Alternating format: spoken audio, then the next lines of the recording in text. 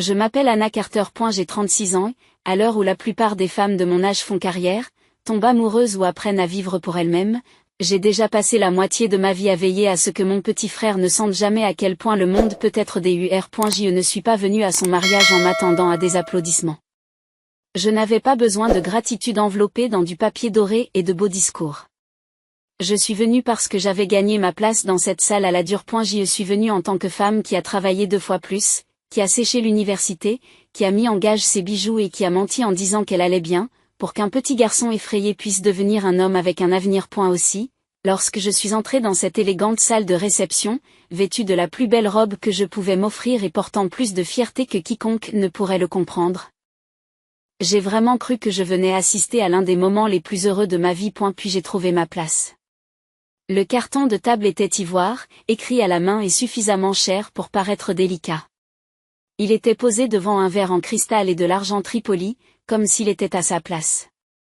Je l'ai pris en main, un sourire se dessinant déjà sur mon visage. Puis je l'ai lu. Pauvre sœur sans éducation, la pique-assiette de mon frère. Pendant une seconde, la pièce a disparu. Puis les rires ont commencé. Pas un rire choqué. Pas un rire nerveux. Un rire confortable. Le genre de rire que les gens partagent lorsqu'ils pensent pouvoir être cruels en toute sécurité. Mes doigts se sont refroidis autour de la carte. Ma gorge me brûlait. J'avais envie de la poser, droite dans mon dos, et de partir avec ce qu'il me restait de dignité. Avant que je puisse faire un pas, mon frère a attrapé mon poignet, s'est levé si vite que sa chaise a raclé le sol et a dit, d'une voix qui a fait taire la moitié de la salle, celui qui pensait qu'humilier ma sœur aujourd'hui était drôle va apprendre à quel point l'irrespect peut coûter cher. Avant de vous raconter ce qui s'est passé ensuite, et pourquoi le lendemain matin a tout changé, dites-moi quelle heure il est là où vous êtes, et d'où vous regardez? Je veux savoir jusqu'où cette histoire est allée avant de vous emmener plus loin. Les rires se sont éteints si brusquement qu'on a eu l'impression que toute la pièce avait été giflée. Mon frère me tenait toujours la main, pour la première fois depuis que j'étais entrée dans cette salle de bal. Je n'étais plus la pauvre parente embarrassée qui subissait le jugement des riches. J'étais la raison pour laquelle le marié avait stoppé net sa propre réception de mariage. Les têtes se sont tournées, les fourchettes se sont posées sur les assiettes, le quatuor à cordes s'est rangé dans le coin. Comme si la décoration s'était tranquillement arrêtée. À l'autre bout de la pièce, le père de la mariée s'est lentement levé de sa chaise avec le calme offensé d'un homme qui a passé toute sa vie à croire que l'argent le rendait intouchable. C'est à ce moment-là que j'ai entendu pour la première fois son nom prononcé à haute voix par quelqu'un à la table voisine. Mark Whitmore. Il ne s'est pas précipité. Les hommes comme lui ne le font jamais. Elle a ajusté le revers de sa veste, en a lissé le devant, puis m'a regardé comme on regarde une tache que l'on pense devoir être enlevée par quelqu'un d'autre.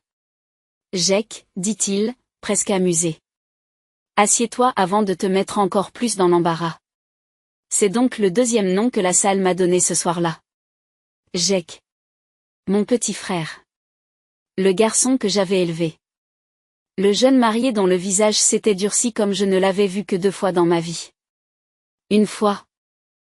Lorsque notre propriétaire a essayé de nous jeter dehors sous la pluie. Une fois lorsqu'un professeur s'est moqué de mes chaussures d'occasion devant lui, alors qu'il avait 12 ans. Non, dit Jake. Vous allez m'expliquer pourquoi la carte de ma sœur porte la mention « pique-assiette ». 2 personnes se sont déplacées avec gêne, mais pas Marc. Il a même souri, bien qu'il n'y ait aucune chaleur dans son sourire. Oh, ne dramatise pas. C'était une blague. Elle a sûrement l'habitude de survivre à pire qu'une blague. Cette phrase a suscité quelques rires horribles de la part de personnes qui avaient retrouvé juste assez de courage pour se montrer à nouveau cruelles. Mon estomac s'est serré, mais j'ai gardé la tête haute. Je n'allais pas pleurer pour eux. Pas une larme. Une femme en soie pâle, debout près de la table des amoureux, a chuchoté. C'est exactement pour cela que la classe est importante. Je l'ai reconnue comme étant la mère de la mariée avant même que quelqu'un ne prononce son nom. Patricia ronronne à la gorge, de la glace dans les yeux. Jake a fait un pas en avant. Dis un mot de plus sur ma sœur, a-t-il dit à voix basse, et je te promets que cette journée ne sera plus consacrée au mariage de ta fille, mais au genre d'homme que tu es vraiment. Cette phrase a enfin fait craquer la salle. Non pas parce que tout le monde a soudainement trouvé sa conscience, mais parce qu'ils ont senti le risque. Les riches peuvent tolérer la cruauté. Ce qu'ils craignent, c'est d'être exposés. L'expression de Marc se durcit. Jeune homme, tout ce que vous avez aujourd'hui existe parce que ma fille vous a choisi, parce que ma famille vous a ouvert des portes. Cette femme, me désigna-t-il sans même faire semblant de me respecter. Ne t'a pas construit.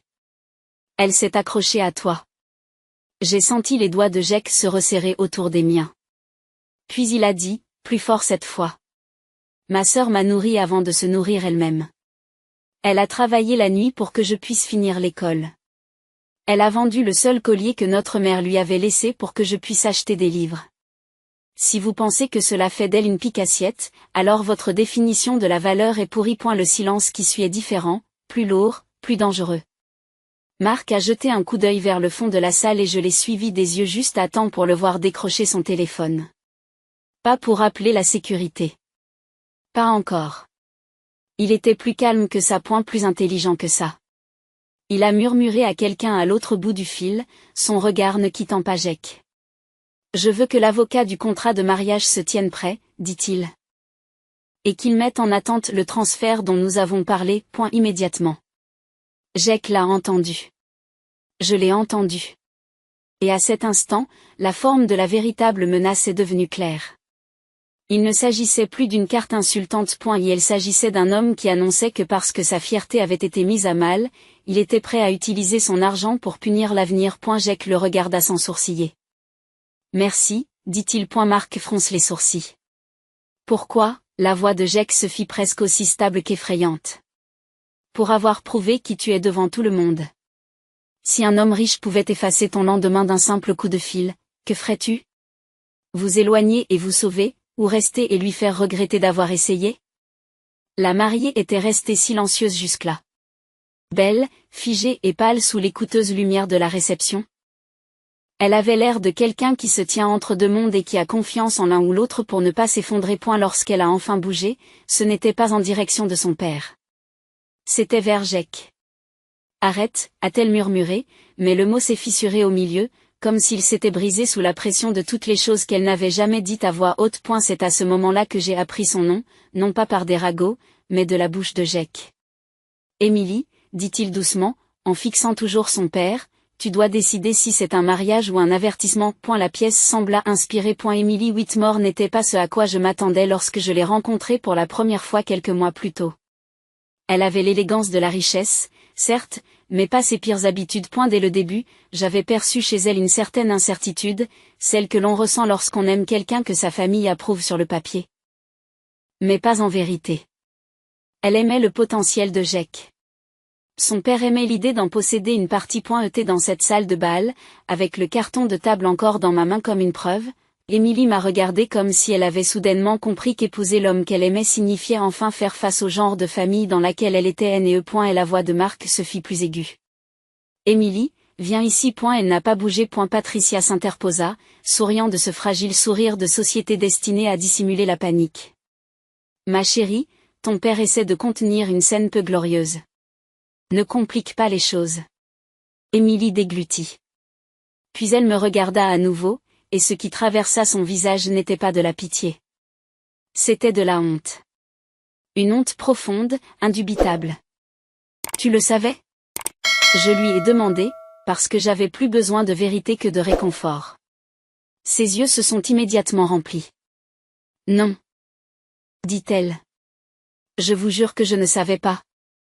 Cela aurait dû suffire à m'adoucir, mais l'humiliation a un long écho, et j'avais passé trop d'années à survivre en me méfiant des larmes faciles.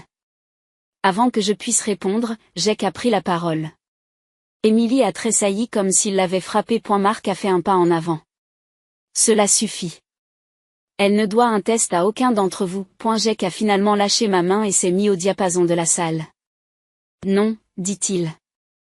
En fait, tout le monde ici doit une réponse à ma sœur, parce que vous avez tous ri avant de savoir si elle y survivrait.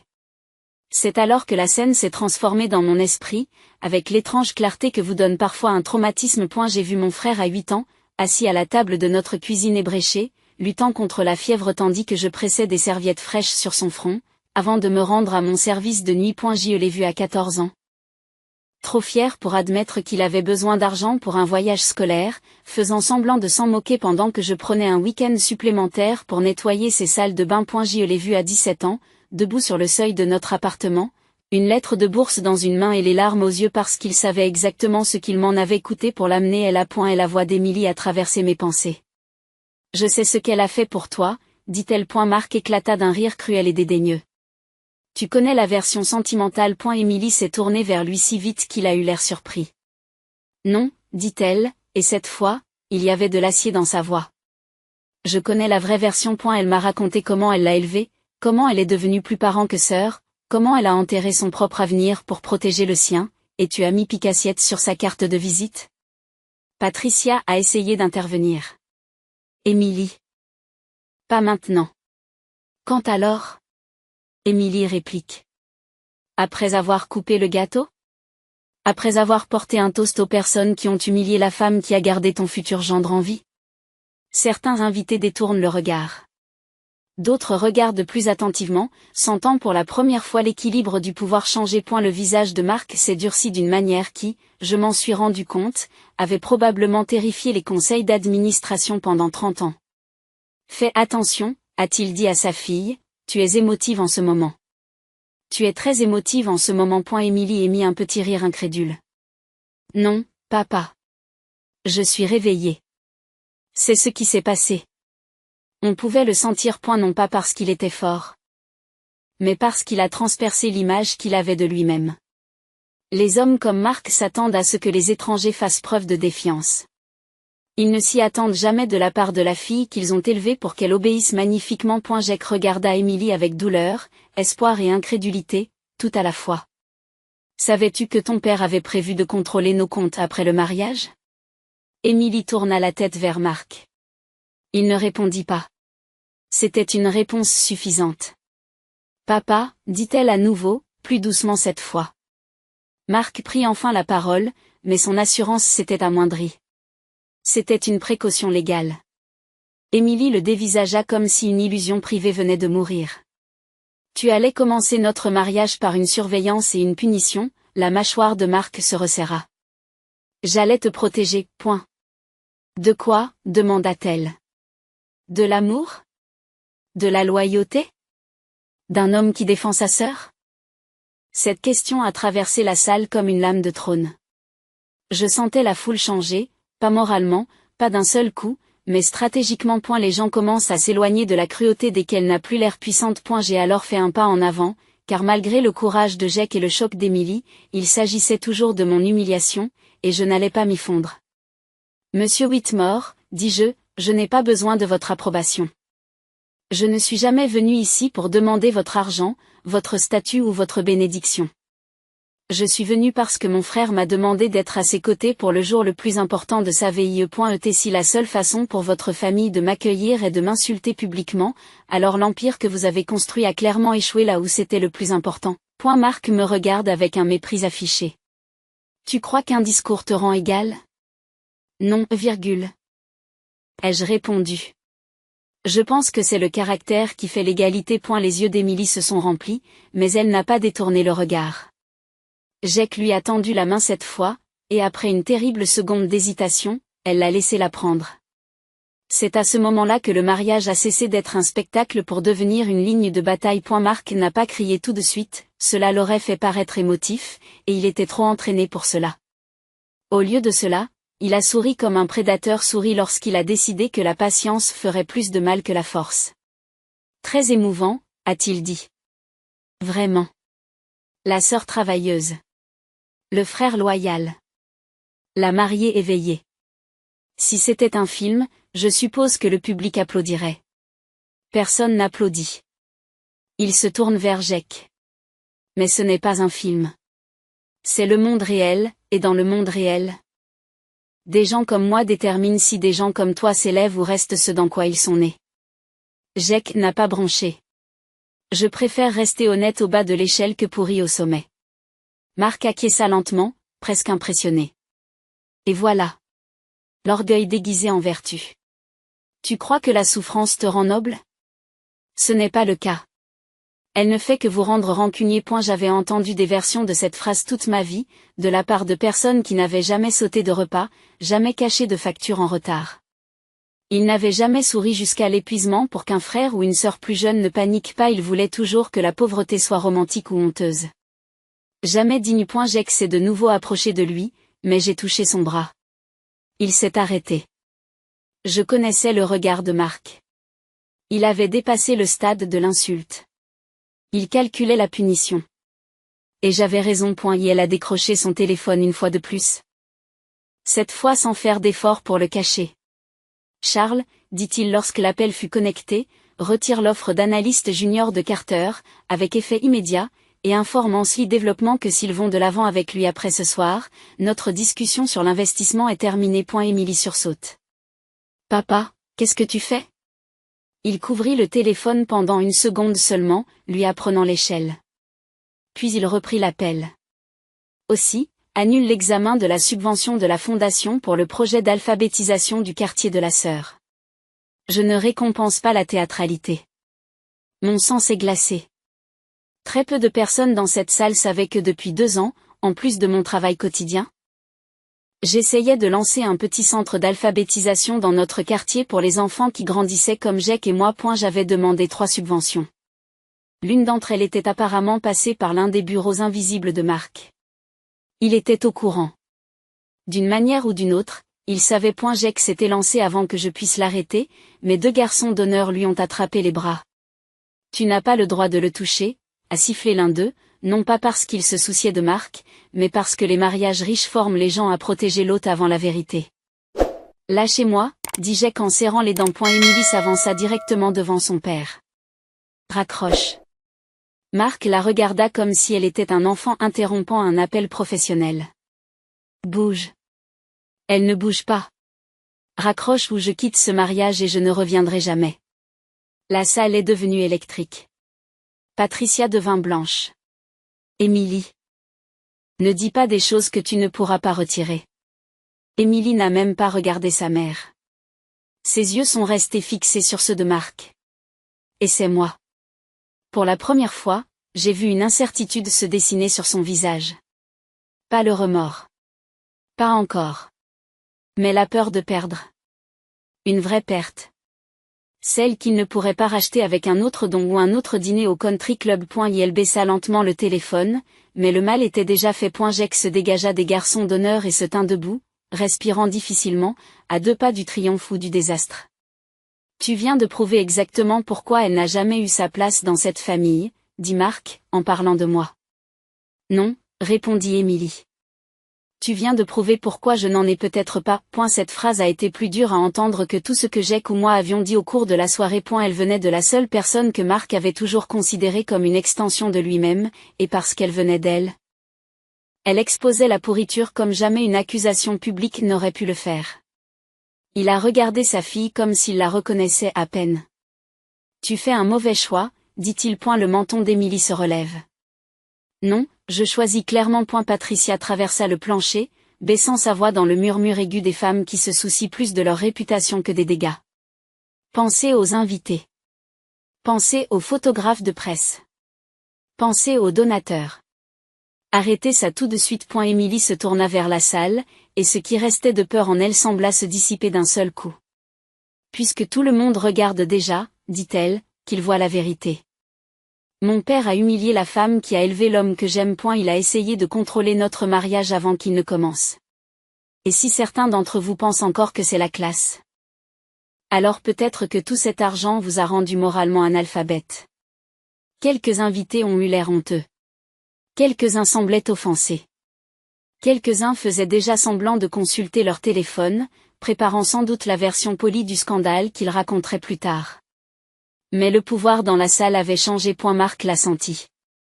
Il a donc fait ce que les hommes comme lui font lorsqu'ils ne parviennent pas à gagner la salle. Il s'est retiré pour préparer la prochaine attaque. Profitez de votre petite victoire morale, dit-il froidement. Demain matin, vous comprendrez que les discours ne vous protègent pas des conséquences.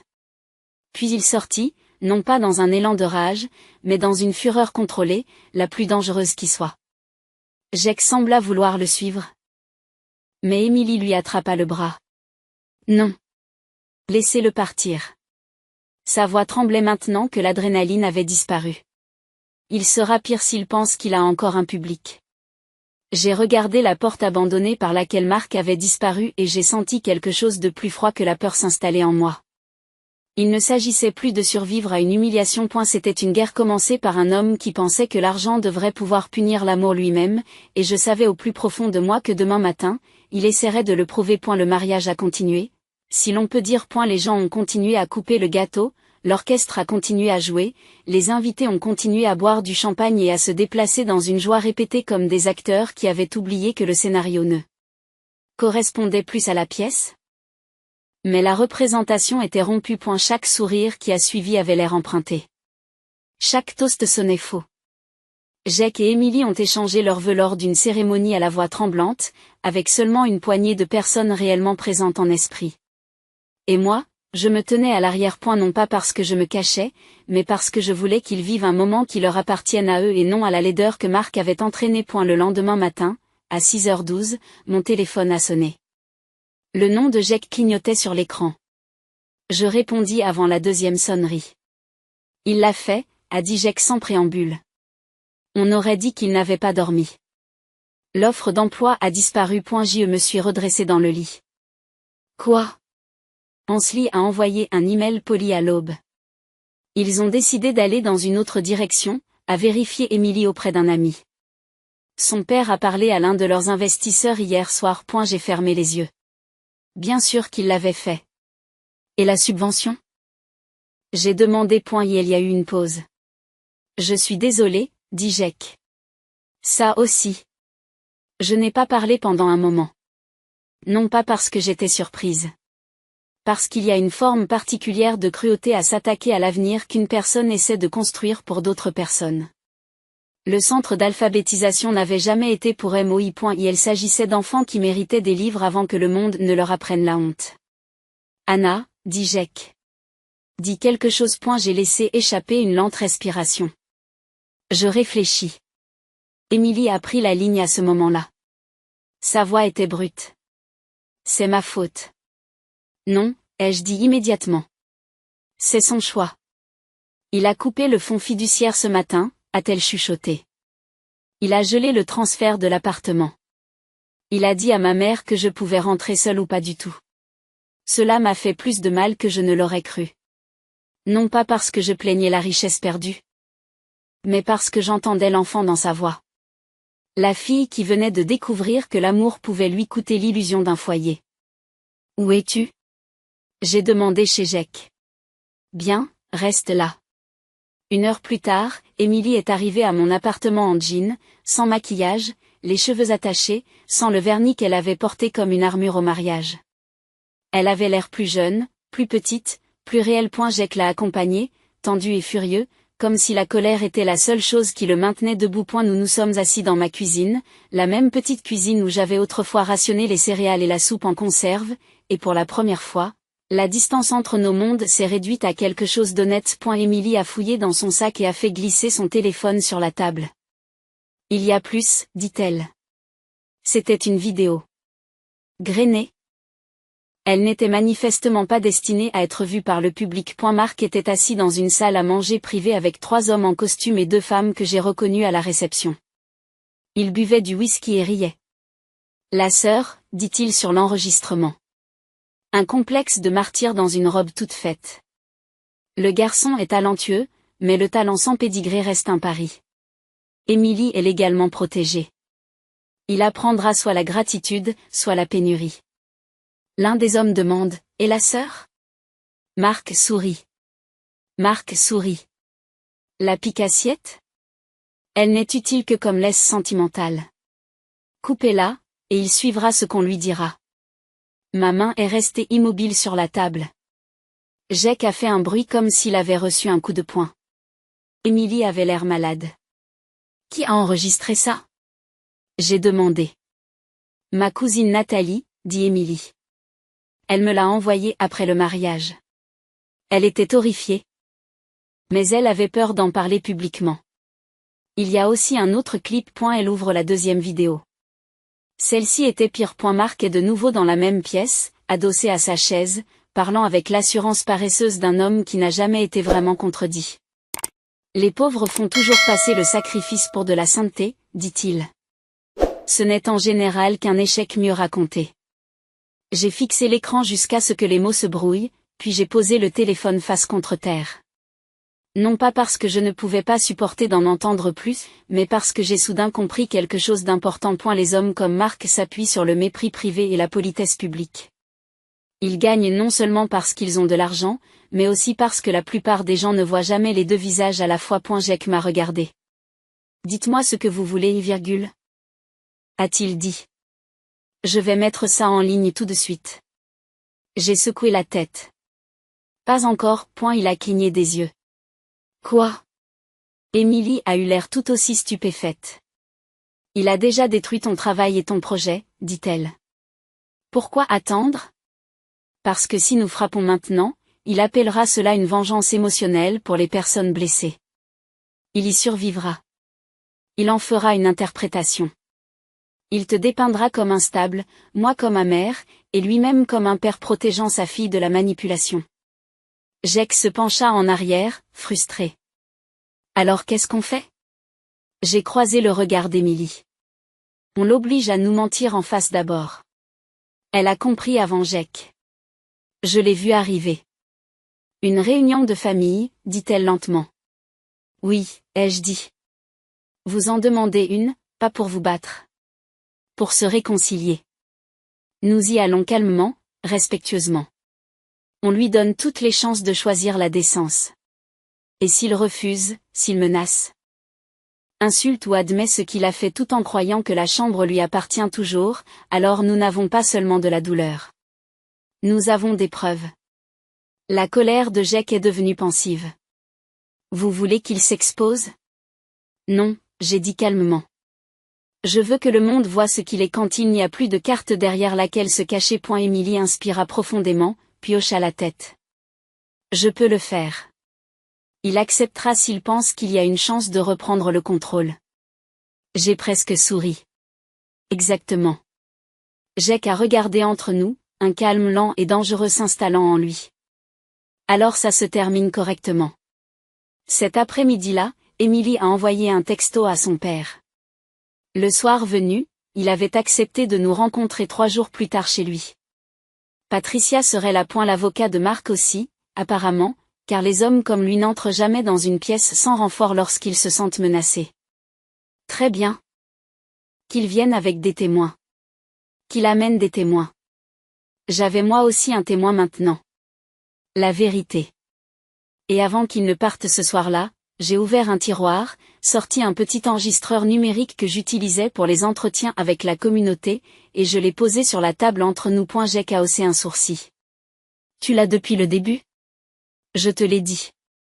J'en ai assez de survivre à la cruauté des riches selon leurs conditions. Émilie a regardé l'enregistreur, puis m'a regardé, et pour la première fois depuis que je l'ai rencontrée, je pense qu'elle m'a vue non pas comme la sœur travailleuse de Jack, non pas comme la femme qui avait été humiliée à son mariage, mais comme quelqu'un de beaucoup plus dangereux pour des gens comme son père, quelqu'un de patient. Une réunion de famille était prévue le samedi suivant au domaine de Mark Whitmore, et dès qu'Émilie a envoyé le message, j'ai su qu'il accepterait, non pas parce qu'il voulait la paix, mais parce que les hommes comme lui ne refusent jamais une pièce où ils pensent pouvoir reprendre le contrôle. Les jours qui ont précédé ont été tendus, d'une manière discrète. Jack a mis à jour son CV et a fait comme s'il n'était pas furieux chaque fois qu'une autre entreprise ne répondait plus. Émilie oscillait entre culpabilité et clarté, lisant les textos de sa mère et posant son téléphone comme si chaque message portait le poids de la vie qu'elle était en train de perdre. J'ai nettoyé mon appartement, répondu à des questions sur le projet d'alphabétisation et me suis forcé à penser au-delà de la colère.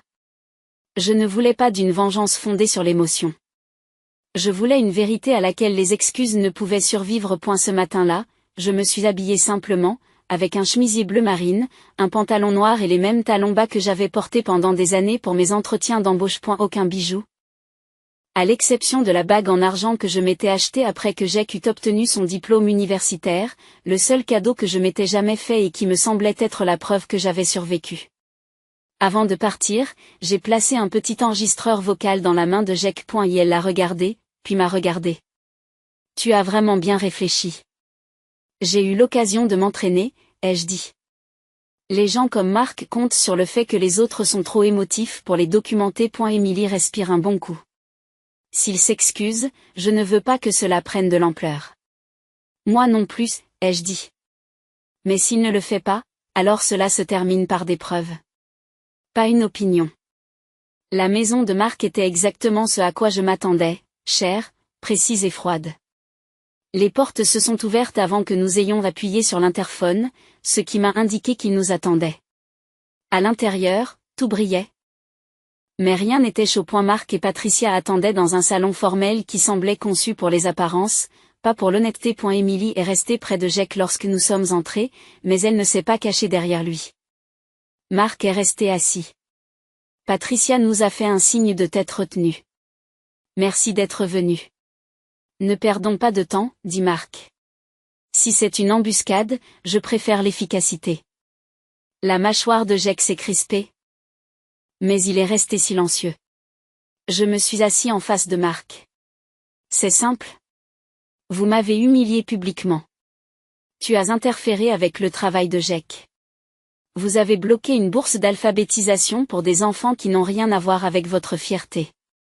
Émilie m'a demandé une chance de parler honnêtement avant que cela ne devienne irréversible. Marc se penche en arrière. Vous continuez à utiliser des mots dramatiques pour des décisions ordinaires. Personne ne vous a humilié. Une blague vous a offensé. Et j'ai agi dans mon droit pour protéger ma famille de l'instabilité. Émilie le regarde fixement. L'instabilité ? C'est alors que Marc la regarde enfin. Je l'appelle talentueux mais vulnérable à l'obligation émotionnelle, et oui, c'est important quand ma fille est impliquée. J'ai crié une fois. Dites ce que vous voulez dire. Vous pensez que je viens des mauvaises personnes. Marc ne le nie pas, je pense que les antécédents façonnent le jugement, dit-il. Et je pense que l'influence de ta sœur sur toi est malsaine. Même Patricia a changé d'avis. J'ai croisé son regard. La seule raison pour laquelle mon frère est assis ici avec un avenir, c'est parce que je me suis sacrifiée pour qu'il reste en vie et aille de l'avant. Si cela t'embarrasse, cela en dit plus long sur toi que sur moi. La bouche de Marc se crispe. Ce qui me gêne, c'est la performance. La façon dont les gens comme toi font passer les difficultés pour de la noblesse, comme si le sacrifice seul devait donner accès à des pièces que l'on n'a pas gagnées. Émilie pâlit. Des gens comme vous ? Patricia se retourna brusquement. Marc, des gens qui attendent des applaudissements parce qu'ils ont survécu. Des gens qui traînent une vieille faim dans chaque nouvelle pièce et qui appellent ça de la dignité. Jake s'est levé si vite que sa chaise a raclé. Ne parle pas d'elle comme ça. Émilie se leva aussi. Papa, arrête. Marc se leva plus lentement. Le visage dépourvu de vernis. J'en ai assez de prétendre qu'il s'agit de bonnes manières. Votre mariage a commencé par un manque de respect public envers cette famille. Votre mari a interrompu votre mariage pour défendre une femme qu'il a émotionnellement liée à une vie qu'il aurait dû dépasser. Je me suis levée. Dépasser ? Il devrait avoir dépassé l'âge de la loyauté ? La gratitude ? La mémoire ? Marc a esquissé un sourire froid. Il devrait être dépassé par le fait d'être gouverné par elle. Émilie secoua la tête, les yeux brillants. J'avais l'habitude de penser que tu étais fort. Maintenant, je pense que tu es terrifié par tout lien que tu ne peux pas contrôler. Cela le toucha de plein fouet. Fais attention, dit-il. Non, répondit Émilie. Fais attention, parce qu'à chaque phrase que tu prononces, j'ai plus de mal à me souvenir de la raison pour laquelle je t'admirais. Puis il a craqué. Si tu quittes cette maison en prenant parti pour eux, tu le feras sans mon soutien. Sans ta confiance, sans l'appartement, sans l'accès à tout ce que j'ai construit. Je ne financerai pas l'irrespect. Patricia ferma les yeux, comme si elle avait déjà entendu une version de cette menace. Jake s'approcha d'Émilie, mais elle leva une main et l'arrêta. Son visage trembla une fois, puis se stabilisa. Alors gardez-le, dit-elle. Gardez l'argent. Garde l'appartement. Garde tout ce que tu possèdes de poli. Je préfère construire une vraie vie avec un homme qui s'est aimé plutôt que d'hériter du confort d'un père qui humilie les gens pour se sentir important. Le silence qui suivit fut énorme. Patricia chuchote, Émilie, s'il te plaît. Mais Émilie n'a pas détourné le regard. Vous n'avez pas embarrassé Anna parce qu'elle était faible, dit-elle. Tu l'as embarrassé parce que son sacrifice montre à quel point ton genre de succès peut être petit. J'ai fouillé dans mon sac, sorti mon téléphone et l'ai posé sur la table. Marc fronce les sourcils. Qu'est-ce que c'est? La partie où vous apprenez que cette pièce n'est plus privée. J'ai appuyé sur play. Sa voix enregistrée remplit la pièce. Une fois qu'Emily sera légalement protégée, il apprendra soit la gratitude, soit la pénurie. Patricia l'a regardé avec horreur. Lorsque le deuxième clip a été diffusé, elle a dit, les pauvres font toujours passer le sacrifice pour de la sainteté. En général, ce n'est qu'un échec mieux raconté. Jake n'a pas bougé. Emily n'a pas pleuré. Ils ont simplement laissé la vérité s'installer devant lui. Et elle a fait un pas vers moi. D'où tenez-vous ça? C'est ça qui te préoccupe? J'ai demandé. Pas ce que vous avez dit. Son visage s'est vidé, puis s'est durci à nouveau. Vous n'avez aucune idée de la façon dont cela peut tourner mal pour vous tous. J'ai soutenu son regard. Non, Marc. Tu n'as aucune idée de la façon dont cela va se passer pour toi. Nous avons quitté la maison de Marc sans dire un mot de plus.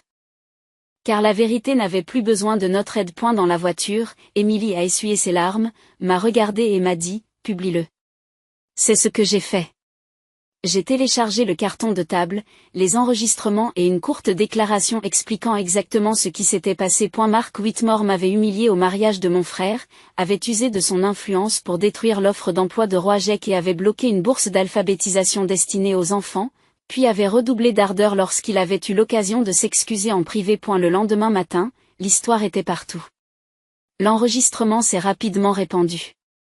Le carton d'invitation n'a fait qu'empirer les choses, car aucune opération de relations publiques ne pouvait expliquer un acte aussi cruel, aussi délibéré et aussi public. Quelques jours plus tard, l'entreprise de Marc a annoncé qu'il se retirait de ses fonctions à la suite d'un examen interne.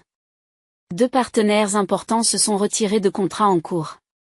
Le conseil d'administration d'une organisation caritative l'a démis de ses fonctions. Les investisseurs ont pris leur distance. L'homme qui croyait que l'argent pouvait faire taire les gens était soudain en train de regarder. Son nom est devenu trop toxique pour être protégé, mais le véritable prix à payer n'était pas financier. Emily n'est jamais revenue en arrière. Elle a coupé les ponts, a déménagé pour de bon et lui a dit clairement qu'il ne m'avait pas seulement insulté, mais qu'il avait détruit le respect qu'elle avait pour lui en tant que père. Patricia a quitté le domaine familial quelques semaines plus tard et s'est installée dans un autre appartement. Le projet d'alphabétisation que Marc a tenté d'enterrer n'a fait que se renforcer. Après que l'histoire a été rendue publique, des dons sont arrivés de la part d'étrangers, d'enseignants et de parents. Ce qu'il a tenté d'étouffer en privé a commencé à prendre de l'ampleur en public. 3 mois plus tard, Marc est venu seul à mon appartement. Pas d'assistant, pas d'arrogance, pas de voix polie, juste un homme qui avait perdu sa fille, sa réputation et l'illusion que l'argent pouvait réparer l'un ou l'autre. Il s'est tenu devant ma porte et m'a dit, j'avais tort. Je l'ai regardé et j'ai compris que, pour la première fois de sa vie, il avait compris quelque chose de simple. L'humiliation ne vous rend pas puissant. Elle ne fait que révéler ce que vous êtes. Je ne l'ai pas invité à entrer. Je ne l'ai pas réconforté. Je lui ai simplement dit. Tu as perdu tout ce qui comptait parce que tu pensais que la gentillesse était une faiblesse et que l'argent valait plus que le caractère. Vivez avec cela. Puis j'ai fermé la porte. Et c'était la vraie fin. Pas parce que Marc a supplié. Pas parce qu'il a souffert. Mais parce qu'en fin de compte, il a perdu la seule chose qu'il ne pourrait jamais racheter, le droit d'être respecté par les personnes qu'il pensait être meilleures que lui. L'équipe de Revenge Jargon travaille dur pour créer des histoires significatives et engageantes qui laissent un impact durable. Nous tenons à préciser qu'il s'agit d'une histoire fictive créée pour partager des leçons utiles et des messages éducatifs avec nos téléspectateurs. Ce texte souligne l'importance de la dignité, de la loyauté et de la résistance à la cruauté. Elle montre que la vraie valeur ne se mesure pas à l'argent ou au statut, mais au caractère, au sacrifice et à la compassion. Et la valeur éducative de cette histoire consiste à rappeler aux téléspectateurs de respecter les autres, de réfléchir profondément à la justice et de tirer des leçons positives d'expériences douloureuses.